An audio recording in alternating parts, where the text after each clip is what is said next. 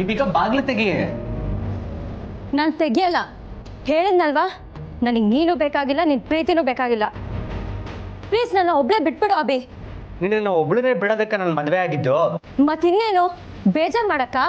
ಬೇಜಾರು ಮಾಡಕ್ಕಲ್ಲ ದೀಪಿಕಾ, ಸರ್ಪ್ರೈಸ್ ಕೊಡೋದಕ್ಕೆ. ನೋಡು, ನೀನೀಗ ಬಾಗ್ಲು ತೆಗಿಲಿಲ್ಲ ಅಂದ್ರೆ ಒಳ್ಳೆ ಸರ್ಪ್ರೈಸ್ ಮಿಸ್ ಮಾಡ್ಕೋತೀಯ. ಸರ್ಪ್ರೈಸಾ? ಅಂದರೆ ಇವನು ಕರಗಿದ್ದಾನೆ ಅನ್ಸುತ್ತೆ.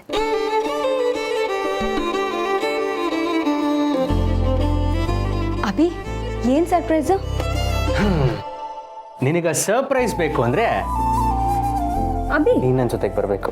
ಅಭಿ ಬಾ ಬಾ ಬಾ ಬಾ ಬಾ.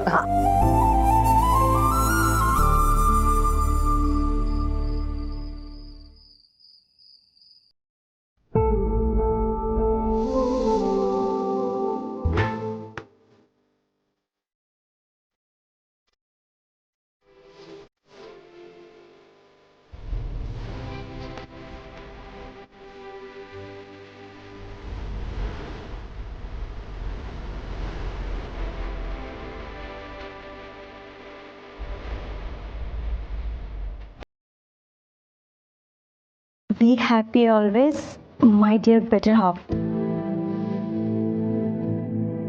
Wow, nice Abhi. ನನಗೋಸ್ಕರ ಇಷ್ಟೆಲ್ಲ ಅರೇಂಜ್ ಮಾಡಿದ್ಯಾ? Yes my love.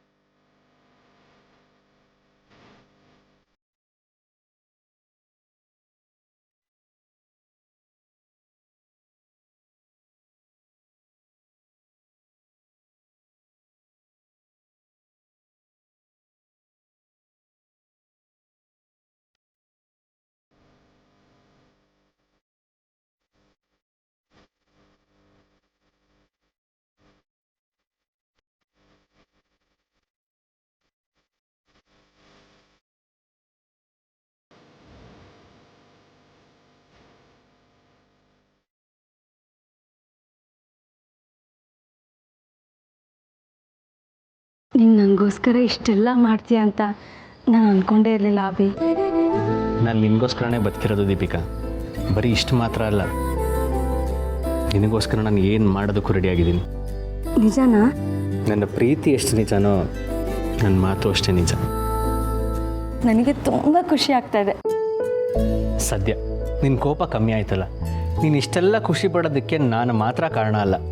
ಈ ಕ್ರೆಡಿಟ್ಸ್ ಎಲ್ಲ ಅದಕ್ಕೆಗೂ ಹೋಗಬೇಕು.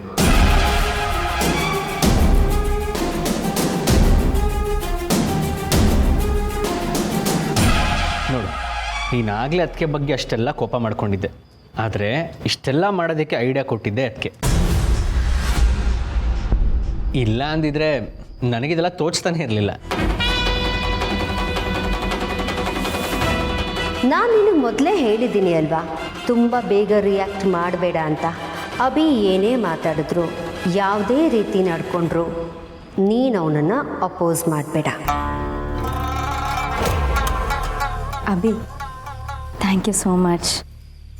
I love you.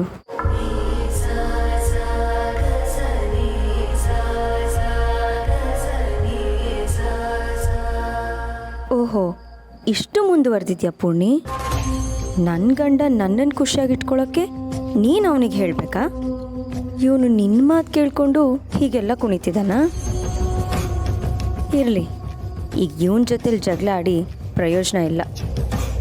ಇದನ್ನೆಲ್ಲ ಬೇರೆ ಥರನೇ ಹ್ಯಾಂಡಲ್ ಮಾಡ್ತೀನಿ.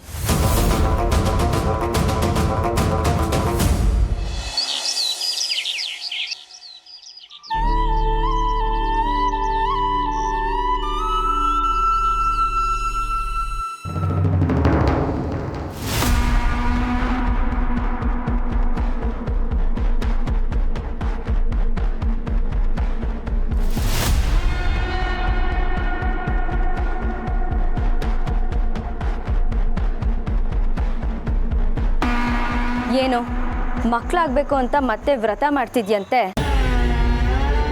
ಅಲ್ಲ, ನಿನಗೆ ಏನು ಹೇಳಬೇಕು ಅಂತಲೇ ನನಗೆ ಗೊತ್ತಾಗ್ತಾ ಇಲ್ಲ. ಬಾಡೋಗಿರೋ ಹೂವು ಮತ್ತೆ ಮೊಗ್ಗಾಗಿ ಅರಳುತ್ತಾ?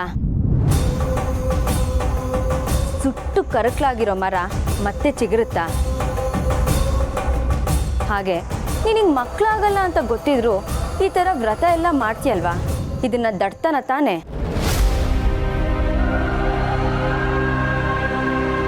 ಹೋಗೋಗು.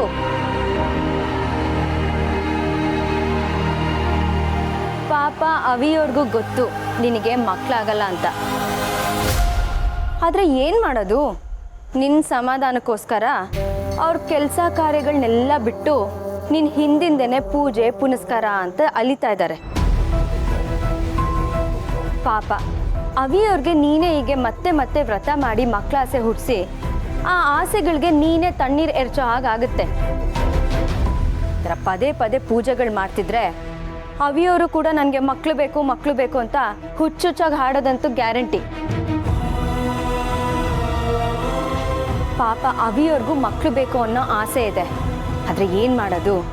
ನಿನ್ನಿಂದ ಆ ಆಸೆಗಳನ್ನ ಈಡೇರ್ಸೋಕ್ಕಾಗಲ್ವಲ್ಲ. ಅದಕ್ಕೆ ನಿನ್ನನ್ನು ಮದುವೆ ಆಗಿರೋ ತಪ್ಪಿಗೆ ಅವ್ರ ಯೋಚನೆಗಳನ್ನೆಲ್ಲ ಬಿಟ್ಟು ದೊಡ್ಡ ತ್ಯಾಗ ಮಾಡಿದ್ದಾರೆ. ನೀನೇ ಯೋಚನೆ ಮಾಡು. ಅಭಿನೇ ತನ್ನ ಮಗು ಥರ ಟ್ರೀಟ್ ಮಾಡೋ ಅವಿಯವರು ಇನ್ನು ಅವರಿಗೆ ಮಗು ಆದರೆ ಎಷ್ಟು ಚೆನ್ನಾಗಿ ನೋಡ್ಕೊಬೋದು. ಆದರೆ ಆ ಕನಸುಗಳು ಯಾವುದು ನಿನ್ನಿಂದ ನನಸಾಗಲ್ಲ. ನಿನ್ನಿಂದ ಅವ್ರಿಗೆ ಮಕ್ಕಳಾಗಲ್ಲ ಅಂತ ಬೇರೆ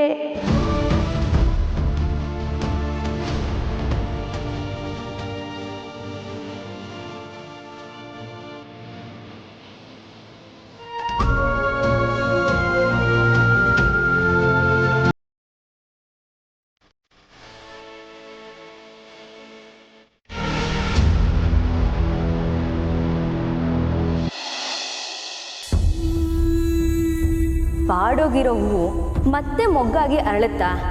ಸುಟ್ಟು ಕರಕಲಾಗಿರೋ ಮರ ಮತ್ತೆ ಚಿಗುರುತ್ತಾ? ನಿನಗೆ ಮಕ್ಕಳಾಗಲ್ಲ ಅಂತ ಗೊತ್ತಿದ್ರು ಈ ಥರ ವ್ರತ ಎಲ್ಲ ಮಾಡ್ತೀಯಲ್ವಾ? ಇದನ್ನ ದಡ್ತನ ತಾನೇ? ಪೂರ್ಣಿ, ನಾನು ರೆಡಿ. ಬಾ, ದೇವಸ್ಥಾನಕ್ಕೆ ಹೋಗಿ ಬರೋಣ. ಬೇಗ ಬಂದ್ಬಿಡೋಣ, ತುಂಬ ಕೆಲಸಗಳಿದೆ. ಪಾಪ ಅವಿಯವ್ರಿಗೂ ಗೊತ್ತು ನಿನಗೆ ಮಕ್ಕಳಾಗಲ್ಲ ಅಂತ. ಆದರೆ ಏನು ಮಾಡೋದು? ನಿನ್ನ ಸಮಾಧಾನಕ್ಕೋಸ್ಕರ ಅವ್ರ ಕೆಲಸ ಕಾರ್ಯಗಳನ್ನೆಲ್ಲ ಬಿಟ್ಟು ನಿನ್ನ ಹಿಂದಿಂದನೇ ಪೂಜೆ ಪುನಸ್ಕಾರ ಅಂತ ಅಲಿತಾ ಇದ್ದಾರೆ. ನೀವು ನನ್ನ ಸಮಾಧಾನಕ್ಕೋಸ್ಕರ ದೇವಸ್ಥಾನಕ್ಕೆ ಬರ್ತಿದ್ದೀರಾ ಅಲ್ವಾ? ಹೌದು ಪೂರ್ಣಿ, ನಾನು ಏನೇ ಮಾಡಿದ್ರು ನಿನ್ನ ಸಂತೋಷಕ್ಕೆ, ನಿನ್ನ ಸಮಾಧಾನಕ್ಕೆ.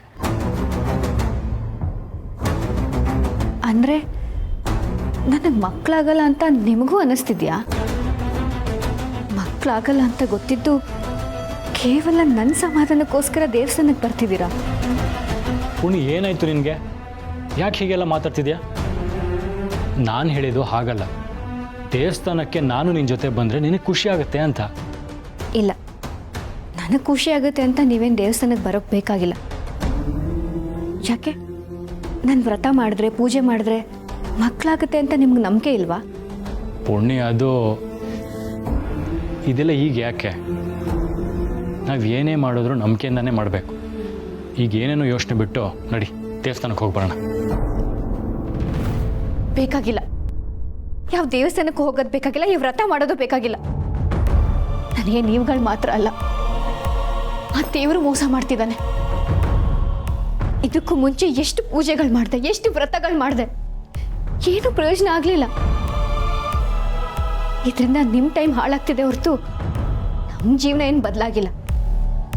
ಪುಣ್ಯ, ಇದೆಲ್ಲ ನಿನ್ನ ತಲೆಯಲ್ಲಿ ಯಾಕೆ ಬಂತು? ನಾನು ಯಾವತ್ತಾದರೂ ಆ ರೀತಿ ನಡ್ಕೊಂಡಿದ್ದೀನ? ಅದೇ ಅದೇ ನಾನು ಮಾಡ್ತಿರೋ ತಪ್ಪು. ನೀವು ಯಾವತ್ತೂ ಹಾಗೆ ಅಂದ್ಕೊಂಡಿಲ್ಲ ಅಂತ ಅದನ್ನೇ ಅಡ್ವಾಂಟೇಜ್ ಆಗಿ ತಗೊಂಡು ದೇವಸ್ಥಾನಕ್ಕೆ ಪೂಜೆಗೆ ಅಂತ ನಿಮ್ಮನ್ನು ಅಲಿಸ್ತಾ ಇದ್ದೀನಿ. ಬೇಕಾಗಿಲ್ಲ, ಇದ್ಯಾವುದು ನನಗೆ ಬೇಕಾಗಿಲ್ಲ. ಹೋಗಿ ನಿಮ್ಮ ಪಾಡಿಗೆ ನೀವು ಆಫೀಸ್ಗೆ ಹೋಗಿ ನಿಮ್ಮ ಕೆಲಸ ಏನಿದೆ ನೋಡ್ಕೊಳ್ಳಿ. ಪುಣ್ಯ, ನಿನ್ನ ಮನಸ್ಸಲ್ಲಿ ಏನು ನೋಡ್ತಾ ಇದೆ ನನಗೆ ಗೊತ್ತಿಲ್ಲ. ಆದರೆ ಒಂದಂತೂ ನಿಜ, ನಾನು ನಿನ್ನ ಜೊತೆ ದೇವಸ್ಥಾನಕ್ಕೆ ಬರ್ತೀನಿ ಅಂದಿದ್ದು ನಿನ್ನ ಸಂತೋಷಕ್ಕೆ, ನಿನ್ನ ಸಮಾಧಾನಕ್ಕೆ. ಹೌದು, ಹಾಗಂತ ನನಗೆ ದೇವ್ರ ಮೇಲೆ ನಂಬಿಕೆ ಇಲ್ಲ ಅಂತ. ದೇವ್ರ ಬಗ್ಗೆ ನನಗೆ ಸಂಪೂರ್ಣ ನಂಬಿಕೆ ಇದೆ. ನಾವು ಪೂಜೆ ಮಾಡೋದ್ರಿಂದ, ವ್ರತ ಮಾಡೋದ್ರಿಂದ ಎಂಥ ಸಮಸ್ಯೆಗಳು ಬಗೆಹರಿದಿದೆ. ಪವಾಡಗಳ ಬಗ್ಗೆ ನಂಗೆ ನಂಬಿಕೆ ಇದೆ ಪುಣ್ಯ. ಇಷ್ಟೆಲ್ಲ ಇರುವಾಗ ನಮಗೆ ಮಕ್ಕಳಾಗತ್ತೆ ಅಂತ ನಂಬಲ್ವಾ? ಸಾಕು ಸಾಕು, ದಯವಿಟ್ಟು ನನ್ನನ್ನು ಸಮಾಧಾನ ಮಾಡೋದಕ್ಕೆ ಇಂಥ ಸುಳ್ಳುಗಳೆಲ್ಲ ಹೇಳ್ಬಿಡಿ. ಸತ್ಯ ಏನು ಅಂತ ನನಗೆ ಗೊತ್ತು. ನಾನು ಪೆದ್ದಿ, ಎಲ್ಲ ಗೊತ್ತಿದ್ದು ಮತ್ತೆ ಮತ್ತೆ ಆಸೆ ಹುಟ್ಟಿಸ್ಕೊಂಡು ಮತ್ತೆ ಮತ್ತೆ ಕನಸು ಕಾಣ್ತೀನಿ. ಇಲ್ಲ, ನನ್ನ ಕನಸು ಕಂಡ ನಾನೇ ಕೊಂದ್ಬಿಡ್ಬೇಕು. ಇನ್ಯಾವತ್ತೂ ನನ್ನ ಮನಸ್ಸಲ್ಲಿ ಆಸೆಗಳು ಹುಟ್ಟಬಾರ್ದು. ಯಾಕಂದ್ರೆ ಇದ್ಯಾವುದು ನಿಜ ಆಗಲ್ಲ.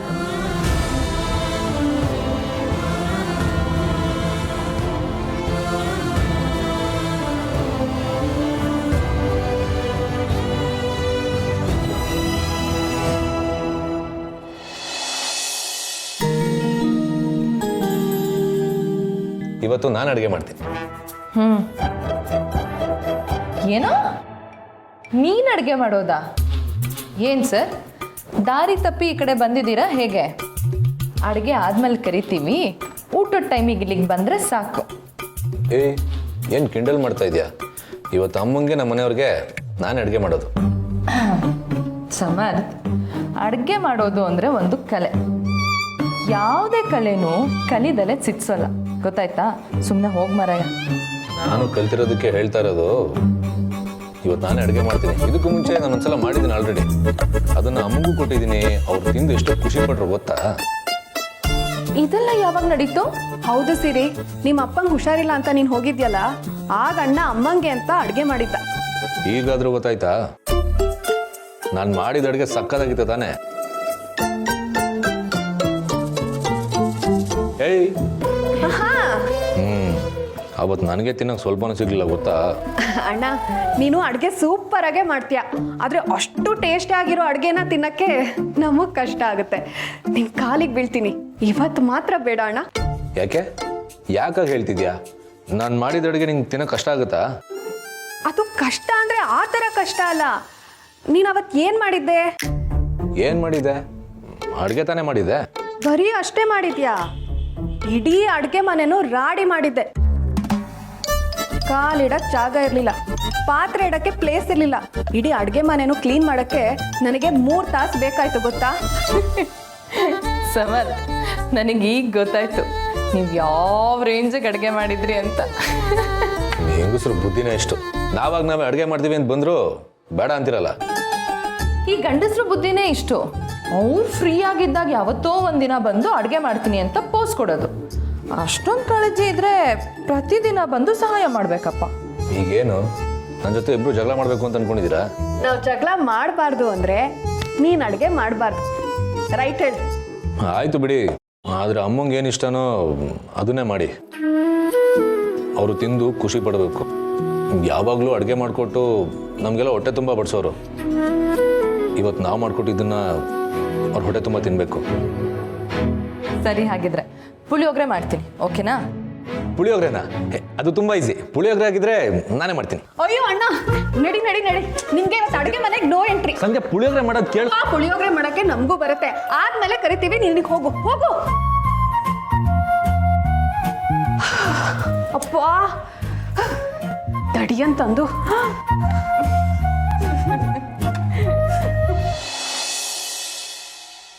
ಅವಿ, ಏನಾಯ್ತು? ಪೂರ್ಣಿ ಯಾಕೆ ಕಳ್ತಾ ಇದ್ದಾಳೆ? ಅಮ್ಮ, ಅವಳು ವ್ರತ ಮಾಡ್ತೀನಿ, ದೇವಸ್ಥಾನಕ್ಕೆ ಹೋಗೋಣ ಅಂತ ಹೇಳಿದ್ಲು. ನಾನು ಸರಿ ಅಂತ ರೆಡಿಯಾಗಿ ಬರೋಷ್ಟೊಳಗೆ ಹೀಗೆಲ್ಲ ಆಡ್ತಿದ್ದಾಳೆ. ಇದ್ದಕ್ಕಿದ್ದ ಹಾಗೆ ನಂಗೆ ವ್ರತ ಬೇಡ, ದೇವಸ್ಥಾನ ಬೇಡ, ಮಕ್ಕಳಾಗಲ್ಲ ಅಂತೆಲ್ಲ ಹೇಳ್ತಿದ್ದಾಳೆ. ಅವ್ಳಿಗೆ ಏನಾಯ್ತು ಅಂತಾನೆ ಗೊತ್ತಾಗ್ತಿಲ್ಲ. ಸರಿ ಅವಿ, ನೀನೇನು ಯೋಚನೆ ಮಾಡಬೇಡ. ಮನಸ್ಸಲ್ಲಿ ತುಂಬ ನೋವುಗಳನ್ನ ಹಿಡಿದಿಟ್ಕೊಂಡಾಗ ಹೀಗಾಗೋದು ಸಹಜ. ನೀನು ಹೋಗಿ ನಿನ್ನ ಕೆಲಸ ಮುಗಿಸ್ಕೊ. ಪೂರ್ಣಿ ನಾನು ನೋಡ್ಕೋತೀನಿ. ಅಮ್ಮ, ಅದು ನಾನು ಇದೀನಲ್ವಾ. ಸರಿ ಅಮ್ಮ.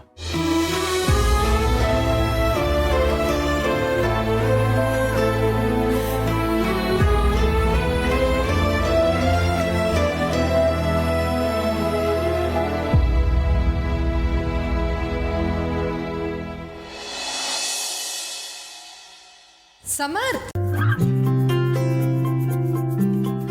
ಅಮ್ಮಂಗೆ ಇಷ್ಟ ಆಗಿರೋ ತಿಂಡಿ ಮಾಡು ಅಂತ ಹೇಳ್ಬಿಟ್ಟು ಬಾಕ್ಸೇ ತಗೊಳ್ದೆ ಹೋಗ್ತಿದ್ಯಲ್ಲ.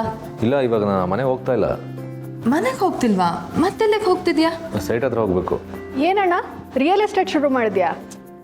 ರಿಯಲ್ ಎಸ್ಟೇಟ್ ಅಲ್ಲ, ಅಭಿ ಸರ್ರು ಮಾಧವ್ ಸರ್ರು ಅಮ್ಮನ ಹೆಸರಲ್ಲಿ ಹೊಸ ಕಂಪ್ನಿ ಶುರು ಮಾಡಬೇಕು ಅಂತ ಅನ್ಕೊಂಡಿದ್ದಾರೆ. ಅಮ್ಮನಿಗೋಸ್ಕರ ಬಿಲ್ಡಿಂಗ್ ಕನ್ಸ್ಟ್ರಕ್ಷನ್ ಆಗಬೇಕಲ್ವಾ, ಆ ಜಾಗಕ್ಕೆ ಹೋಗ್ತಾ ಇದ್ದೀನಿ. ಏನೋ ಅಮ್ಮನ ಹೆಸರಲ್ಲಿ ಕಂಪ್ನಿನಾ? ವಾವ್, ಎಂತ ಒಳ್ಳೆ ವಿಷಯ ಹೇಳ್ದ್ಯಣ್ಣ. ಅಮ್ಮ ಅಂತ ಆ ಮನೆಗೆ ಸೇರಕ್ಕೆ ಪುಣ್ಯ ಮಾಡಿದ್ಲು. ಹಾಗೆಲ್ಲ ಏನೂ ಇಲ್ಲ. ಅಮ್ಮ ಆ ಮನೆ ಸೇರೋದಕ್ಕೆ ಆ ಮನೆಯವರೆಲ್ಲ ಪುಣ್ಯ ಮಾಡಿದ್ರು. ಅದು ಕರೆಕ್ಟೇ. ಒಟ್ಟಿನಲ್ಲಿ ಎಲ್ಲರೂ ಪುಣ್ಯವಂತರೆ. ಅಮ್ಮಂಗೆ ವಿಷಯನ ಕೇಳಿ ತುಂಬ ಖುಷಿಯಾಗಿರುತ್ತಲ್ವಾ? ಖುಷಿ ಏನೂ ಆಗಿರುತ್ತೆ, ಆದರೆ ಆ ಖುಷಿ ಬರೀ 3 ತಿಂಗಳು ಮಾತ್ರ ಅಲ್ವಾ ಉಳಿಯೋದು.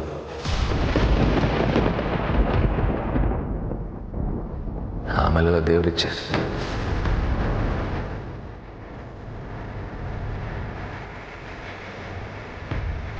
ಸಮರ್, ಏನು ಹೇಳ್ತಿದ್ಯಾ ನೀನು? ಏನು ನಾನೇನು ಹೇಳಿದೆ? ಖುಷಿ ಇರೋದಿನ 3 ತಿಂಗಳು ಅಷ್ಟೇ ಅಂತ ಹೇಳಿದೆ.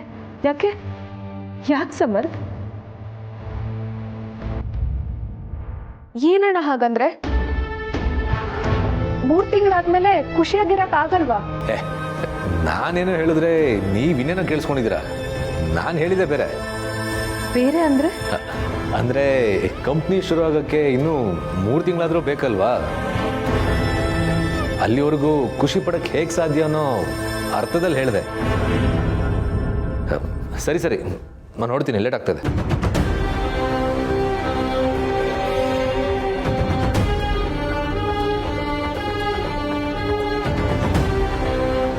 ಸಿರಿ, ಅಣ್ಣಂಗೇನೋ ಆಗಿದೆ. ಅಮ್ಮನ ವಿಷಯ ಬಂದರೆ ಸಾಕು, ಒಂದೊಂದ್ಸತಿ ಒಂದೊಂದು ಥರ ಮಾತಾಡ್ತಾನೆ.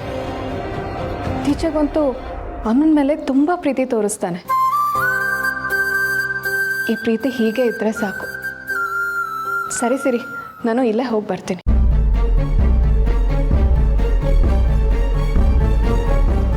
ಸಮರ್ ತಮ್ಮನ ಜೊತೆ ಆಸ್ಪತ್ರೆಗೆ ಹೋಗಿ ಬಂದಾಗ್ಲಿಂದನೂ ಹೀಗೆ ನಡ್ಕೋತಾ ಇದ್ದಾನೆ. ಇದ್ದಕ್ಕಿದ್ದ ಹಾಗೆ ಬೇಜಾರು ಮಾಡ್ಕೋತಾನೆ, ಏನೇನೋ ಮಾತಾಡ್ತಾನೆ. ಮಾತ್ಗೂ ಅಮ್ಮನ ಚೆನ್ನಾಗಿ ನೋಡ್ಕೋಬೇಕು ಅಂತಿರ್ತಾನೆ. ಈಗಲೂ ಅವ್ನು ಮಾತಾಡಿದ್ದು ವಿಚಿತ್ರವಾಗೇ ಇತ್ತು. ಅವ್ನು ನಮ್ಮಿಂದ ಏನೋ ಮುಚ್ಚಿಡ್ತಾ ಇದ್ದಾನೆ.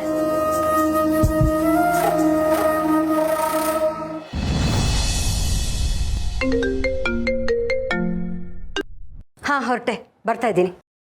ಅತ್ತೆ, ಛೇ, ಅಪ್ಶಕುನ ಬರ್ತಾ ಇವಳು ಟಾರ್ಚರ್ ಜಾಸ್ತಿ ಆಗ್ತಿದೆ. ವಿಧಿ ಇಲ್ಲ, ಸಹಿಸ್ಕೋಬೇಕು. ಹೊರಗಡೆ ಹೊರಟಿದೆ ದೀಪಿಕಾ, ಏನಾದರೂ ವಿಷಯ ಇತ್ತಾ? ಹೌದು ಅತ್ತೆ, ಆ ಪೂರ್ಣಿ ಇವತ್ತು ಮತ್ತೆ ವ್ರತ ಮಾಡೋಕ್ಕೆ ಅಂತ ಹೊರಟಿದ್ಲು.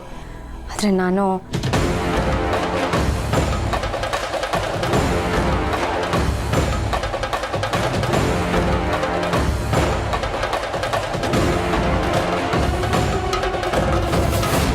ಇಷ್ಟೆಲ್ಲ ಮಾತಾಡಿದ್ಯಾ?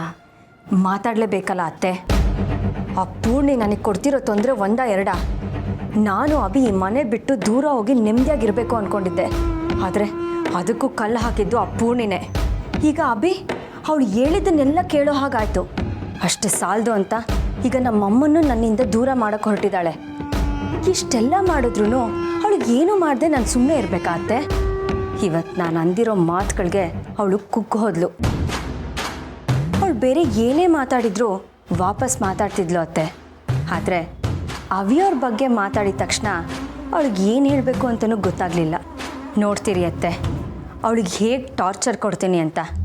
ಅವಳಿಗೆ ಮಾತಲ್ಲಿ ಚುಚ್ಚಿ ಚುಚ್ಚಿ ಸಾಯಿಸ್ತೀನಿ. ಅವಳು ನನ್ನ ಮಾತುಗಳನ್ನ ಕೇಳೋಕ್ಕಾಗದೆ ಅವಳು ಹುಚ್ಚಿಯಾಗಿ ಮನೆ ಬಿಟ್ಟು ಓಡೋಗ್ಬೇಕು. ಹಾಗೆ ಮಾಡ್ತೀನಿ. ವೆರಿ ಗುಡ್ ದೀಪಿಕಾ, ಇದನ್ನೇ ನಾನು ನಿನಗೆ ಹೇಳಿದ್ದು. ಏನಾದರೂ ಪ್ಲ್ಯಾನ್ ಮಾಡೋದಿದ್ರೆ ದೊಡ್ಡದಾಗಿ ಪ್ಲ್ಯಾನ್ ಮಾಡು ಅಂತ. ಒಳ್ಳೆ ಪಾಯಿಂಟೇ ಹಿಡ್ದಿದ್ಯಾ. ಮಕ್ಕಳಾಗಿಲ್ಲ ಅಂತ ಅವಳು ದುಃಖ ಪಡೋದಕ್ಕಿಂತ ಈ ವಿಷಯವಾಗಿ ಅವಿಗೆ ಅವಳ ಮೇಲೆ ಬೇಜಾರಿದ್ರು ಅವನು ಸಹಿಸ್ಕೋತಿದ್ದಾನೆ ಅನ್ನೋ ರೀತಿ ಮಾತಾಡಿದ್ರೆ ಖಂಡಿತ ನಾಟತ್ತೆ. ಹಾಗೆ ಅಭಿನ ನಿನ್ನ ಕಡೆ ಮಾಡ್ಕೊಳ್ಳೋದಕ್ಕೂ ಪ್ರಯತ್ನ ಪಡು. ಅದ್ರ ಬಗ್ಗೆನೂ ಯೋಚನೆ ಮಾಡು. ನಿನಗೇನೇ ಸಹಾಯ ಬೇಕಿದ್ರೂ ನನ್ನ ಕೇಳಿ. ಥ್ಯಾಂಕ್ಸ್ ಅತ್ತೆ. ನಾನು ಇಷ್ಟೆಲ್ಲ ಮಾತಾಡ್ತಿದ್ದೀನಿ ಅಂದರೆ ಅದಕ್ಕೆ ಮೇನ್ ಇನ್ಸ್ಪಿರೇಷನ್ನೇ ನೀವು. ನಾನು ಹೇಳಿದೆ ಅಲ್ವಾ, ನನಗೆ ಈ ಮನೆಯಲ್ಲಿ ನನ್ನೋರು ಅಂತ ಇರೋದು ನೀವೊಬ್ಬರೇ. ನಾನು ಯಾವತ್ತಿದ್ರೂ ನಿಮ್ಮವಳೆ ದೀಪಿಕಾ. ನೀನು ಅಭಿ ಚೆನ್ನಾಗಿರಬೇಕು ಅಷ್ಟೇ. ನಾವಿಬ್ಬರು ಚೆನ್ನಾಗಿರಬೇಕು ಅಂದರೆ ಅಭಿನ ಈ ಮನೆಯವರಿಂದ ದೂರ ಮಾಡಬೇಕು ಅತ್ತೆ. ಅದೇ ನನ್ನ ಗುರಿ. ಅದು ನಿನ್ನ ಗುರಿ ಅಲ್ಲ ದೀಪಿಕಾ, ನನ್ನ ಗುರಿ. ಆ ಗುರಿನ ತಲುಪೋಕೆ ನೀವಿಬ್ಬರು ನನ್ನ ಬತ್ತಳಿಕೆಯಲ್ಲಿರೋ ಬಾಣಗಳು ಅಷ್ಟೇ.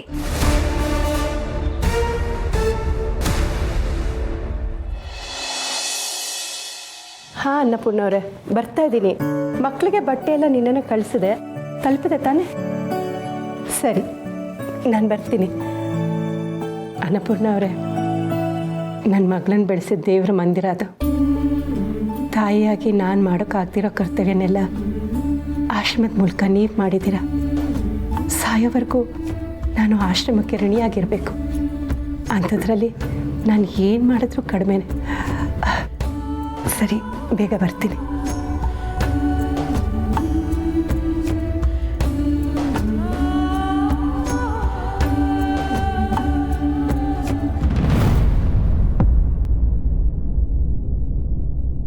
ನೀವು ಆಫೀಸಿಗೆ ಹೋಗಿಲ್ವಾ? ಅದನ್ನು ಬಿಡು. ನೀನು ಯಾರ ಹತ್ರನೂ ತುಂಬ ಸೀರಿಯಸ್ ಆಗಿ ಮಾತಾಡ್ತಿದ್ದೆ. ಅದೇನೋ ಆಶ್ರಮ ಗೀಶ್ರಮ ಅಂತ. ಯಾವ ಆಶ್ರಮ? ಅಂದರೆ ನಾನು ಫೋನಲ್ಲಿ ಮಾತಾಡಿದ್ದನ್ನೆಲ್ಲ ಕೇಳಿಸ್ಕೊಂಡ್ರ ಇವರು? ಅಯ್ಯೋ ದೇವ್ರೆ, ಇವ್ರಿಗೇನಾದರೂ ಆಶ್ರಮದ ಬಗ್ಗೆ ಗೊತ್ತಾದರೆ? ಯಾವ ಆಶ್ರಮಕ್ಕೆ ಹೋಗ್ತಿದ್ಯಾ? ಯಾರ ಜೊತೆ ಮಾತಾಡ್ತಿದ್ದೆ? ಹೌದು, ಅನಾಥಾಶ್ರಮದ ಮಕ್ಕಳಿಗೆ ಊಟ ಕೊಡ್ತಾ ಇದ್ದೀನಿ. ನಮ್ಮ ಮಗಳು ಯಾವ ಆಶ್ರಮದಲ್ಲಿ ಬೆಳೆದ್ಲೋ ಗೊತ್ತಿಲ್ಲ. ನಾನಿದ್ದು ಅನಾಥೆಯಾಗಿ ಬೆಳೆದ್ಲು. ಕೊನೆ ಪಕ್ಷ ಈಗಲಾದರೂ ಒಂದಷ್ಟು ಅನಾಥ ಮಕ್ಕಳ ಸೇವೆ ಮಾಡಿರೋ ಪಾಪನ ಕಳ್ಕೊಳ್ಳೋ ಪ್ರಯತ್ನ ಮಾಡ್ತಾ ಇದ್ದೀನಿ. ಓಹೋ, ಇದೆಲ್ಲ ಬೇರೆ ಮಾಡ್ತೀಯಾ? ಇದು ಯಾವ ವಿಷಯ ನನ್ನ ಹತ್ರ ಹೇಳಲಿಲ್ಲ? ಯಾಕೆ? ಎಲ್ಲ ವಿಷಯಗಳನ್ನು ನಿಮ್ಮ ಹತ್ರ ಹೇಳಲೇಬೇಕಾ? ನೀವೆಷ್ಟೋ ವಿಚಾರಗಳನ್ನು ನನ್ನಿಂದ ಮುಚ್ಚಿಟ್ಟಿಲ್ವಾ? ನಾನು ಗಂಡಸು, ಹೊರಗಡೆ ದುಡಿಯೋನು. ನಂಗೆ ನೂರಾರು ಕೆಲಸ ಇರುತ್ತೆ. ಅದೆಲ್ಲ ನಿನ್ನ ಹತ್ರ ಹೇಳೋಕ್ಕಾಗಲ್ಲ. ನಾನು ಹೆಣ್ಣು, ಹೆರೋ ಶಕ್ತಿ ಇರೋಳು. ತಾಯಿ ಪ್ರೀತಿ ಕೊಟ್ಟು ಮಗುನ, ಗೃಹಿಣಿಯಾಗಿ ಮನೇನ, ಹೆಂಡತಿಯಾಗಿ ಗಂಡನ್ನ ಕಾಳಜಿ ಮಾಡಿ ನೋಡ್ಕೊಳ್ಳೋಳು. ನಮಗೂ ನಿಮ್ಮ ಹತ್ರಷ್ಟು ವಿಷಯಗಳಿರುತ್ತೆ. ಎಲ್ಲನೂ ನಿಮ್ಮ ಹತ್ರ ಹೇಳ್ಕೊಂಡು ಕೂತ್ಕೊಳ್ಳೋಕ್ಕಾಗಲ್ಲ. ಹೋಗು, ಬೀದಿ ಬಿಕಾರಿಗಳಿಗೆಲ್ಲ ಖರ್ಚು ಮಾಡ್ತಿದ್ಯಲ್ಲ, ಬುದ್ಧಿ ಇಲ್ಲ ನಿನಗೆ. ಈಗ ನಾನು ಖರ್ಚು ಮಾಡ್ತಿರೋದು ನಿಮ್ಮ ದುಡ್ಡಲ್ಲ, ನಮ್ಮ ಅಪ್ಪನ ದುಡ್ಡು. ಈಗ ನಿಮ್ಗೆ ನೆರಳಾಗಿರೋದು ನಮ್ಮ ಅಪ್ಪ ಕಟ್ಸಿರೋ ಮನೇನೆ. ನೀವು ಮಾಡ್ತಿರೋ ಊಟ ಕೂಡ. ಹೋಗಲಿ ಬಿಡಿ, ಅಪ್ಪನ ದುಡ್ಡಲ್ಲೇ ಆ ಅನಾಥ ಮಕ್ಕಳು ಒಂದು ಹೊತ್ತು ಊಟ ತಿನ್ನಲಿ. ಅವ್ರ ಆತ್ಮಕ್ಕೂ ಶಾಂತಿ ಸಿಗುತ್ತೆ.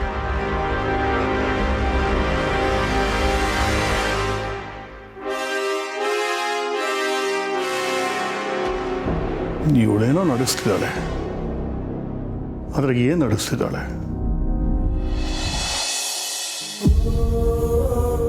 ಬಾಡೋಗಿರೋ ಹೂವು ಮತ್ತೆ ಮೊಗ್ಗಾಗಿ ಅರಳುತ್ತಾ? ಸುಟ್ಟು ಕರಕಲಾಗಿರೋ ಮರ ಮತ್ತೆ ಚಿಗುರುತ್ತಾ? ನಿನಗೆ ಮಕ್ಕಳಾಗಲ್ಲ ಅಂತ ಗೊತ್ತಿದ್ರು ಈ ಥರ ವ್ರತ ಎಲ್ಲ ಮಾಡ್ತೀಯಲ್ವಾ? ಇದನ್ನ ದಡ್ತನ ತಾನೆ? ಪಾಪ ಅವಿಯವ್ರಿಗೂ ಗೊತ್ತು ನಿನಗೆ ಮಕ್ಕಳಾಗಲ್ಲ ಅಂತ. ಆದರೆ ಏನು ಮಾಡೋದು? ನಿನ್ನ ಸಮಾಧಾನಕ್ಕೋಸ್ಕರ ಅವ್ರ ಕೆಲಸ ಕಾರ್ಯಗಳನ್ನೆಲ್ಲ ಬಿಟ್ಟು ನಿನ್ನ ಹಿಂದಿಂದನೇ ಪೂಜೆ ಪುನಸ್ಕಾರ ಅಂತ ಅಲಿತಾ ಇದ್ದಾರೆ.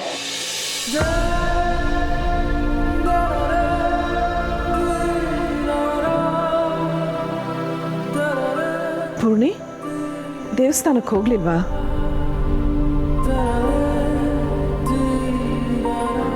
ಯಾಕೆ ಇಷ್ಟು ಅಂದ್ಕೊಂಡಿದ್ಯಾ?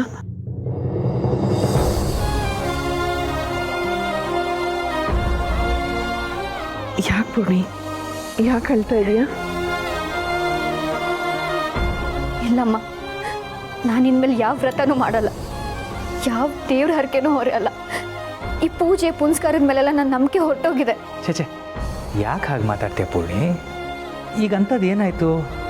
ವ್ರತ ಮಾಡೋದ್ರಿಂದ ಮಕ್ಕಳಾಗಲ್ಲ ಮಾವ. ಈ ವಿಷಯ ನಿಮಗೂ ಚೆನ್ನಾಗಿ ಗೊತ್ತು. ಎಲ್ಲ ಗೊತ್ತಿದ್ದು ನನಗೆ ಸಮಾಧಾನ ಆಗಲಿ ಅಂತನೋ ಅಥವಾ ನನಗೆ ಬೇಜಾರಾಗಬಾರ್ದು ಅಂತನೋ ನೀವು ಯಾವಾಗಲೂ ಒಳ್ಳೇದೇ ಮಾತಾಡ್ತೀರ. ಇಲ್ಲ, ಆ ದೇವ್ರಿಗೆ ನನ್ನ ಮೇಲೆ ಕರುಣೆ ಅನ್ನೋದೇ ಇಲ್ಲ, ಅಥವಾ ಆ ದೇವರು ಅನ್ನೋನೇ ಇಲ್ಲ. ತಪ್ಪು ಪೂರ್ಣಿ. ನಾವು ಉಸಿರಾಡೋ ಗಾಳಿ ನಮ್ಮ ಕಣ್ಣಿಗೆ ಕಾಣಿಸ್ತಿಲ್ಲ, ನಾವು ಅದನ್ನು ಮುಟ್ಟಕ್ಕಾಗ್ತಿಲ್ಲ ಅಂದ ಮಾತ್ರಕ್ಕೆ ಗಾಳಿನೇ ಇಲ್ಲ ಅಂತ ಅನ್ನೋದು ತಪ್ಪು. ಭೂಮಿ ಮೇಲೆ ಹೇಗೆ ಹಗಲು ಇರುಳು, ಚಳಿ ಬಿಸಿಲು ಮಳೆ ಗಾಳಿ ಎಲ್ಲ ಬಂದು ಹೋಗ್ತಾ ಇರುತ್ತೋ, ಅದೇ ರೀತಿ ನಮ್ಮ ಜೀವನದಲ್ಲೂ ಸುಖ ಸಂತೋಷ ನೋವು ನಲಿವು ಎಲ್ಲನೂ ಬದಲಾಗ್ತಾ ಇರುತ್ತೆ. ಅದನ್ನೆಲ್ಲ ಹೇಗೆ ಎದುರಿಸಿ ಬದುಕ್ತೀವಲ್ಲ, ಅದನ್ನು ಎದುರಿಸಿ ಬದುಕೋದಕ್ಕೆ ಶಕ್ತಿ ಕೊಡೋನೇ ದೇವರು. ದೇವರು ನಮ್ಮನ್ನ ತುಂಬ ಪರೀಕ್ಷೆ ಮಾಡ್ತಾನೆ. ಆ ಪರೀಕ್ಷೆಯಲ್ಲಿ ನಾವು ಗೆಲ್ಲಬೇಕು ಅಂದರೆ ನಮಗೆ ಬೇಕಾಗಿರೋದು ತಾಳ್ಮೆ ಮತ್ತು ನಂಬಿಕೆ. ಕೆಟ್ಟ ದಿನಗಳಿಗೆ ಕೆಟ್ಟ ಕ್ಷಣಗಳಿಗೆ ಆಯಸ್ಸು ಕಮ್ಮಿ ಪೂರ್ಣಿ, ಆದ್ರೆ ಅಲ್ಲಿವರೆಗೂ ನಾವು ತಾಳ್ಮೆಯಿಂದ ಕಾಯಬೇಕು ಅಷ್ಟೆ. ಭಗವಂತನ ನಾವೇನೋ ಕೇಳ್ತಾ ಇರ್ತೀವಿ, ಆದರೆ ಅವನು ನಮ್ಗೆ ಇನ್ನೇನೋ ಕೊಡಬೇಕು ಅಂತ ಮನಸ್ಸು ಮಾಡ್ತಾ ಇರ್ತಾನೆ. ನಾವು ಕೇಳಿದ್ದನ್ನು ಅವ್ನು ಕೊಡಲಿಲ್ಲ ಅಂತ ನಂಬಿಕೆ ಕಳ್ಕೊಂಡ್ರೆ ಅವನೇನೋ ಕೊಡಬೇಕು ಅಂತ ಅಂದ್ಕೊಂಡಿರ್ತಾನಲ್ಲ, ಅದನ್ನು ಕಳ್ಕೊಂಡಾಗೆ ಅಲ್ವಾ?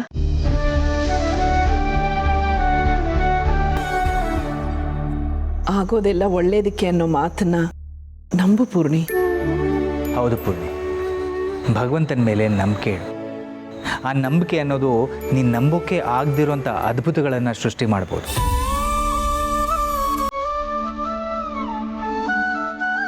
ತುಳಸಿಯವರೇ ಬನ್ನಿ, ಸ್ವಲ್ಪ ಹೊತ್ತು ಅವಳೊಬ್ಬಳನ್ನೇ ಬಿಟ್ಬಿಡೋಣ.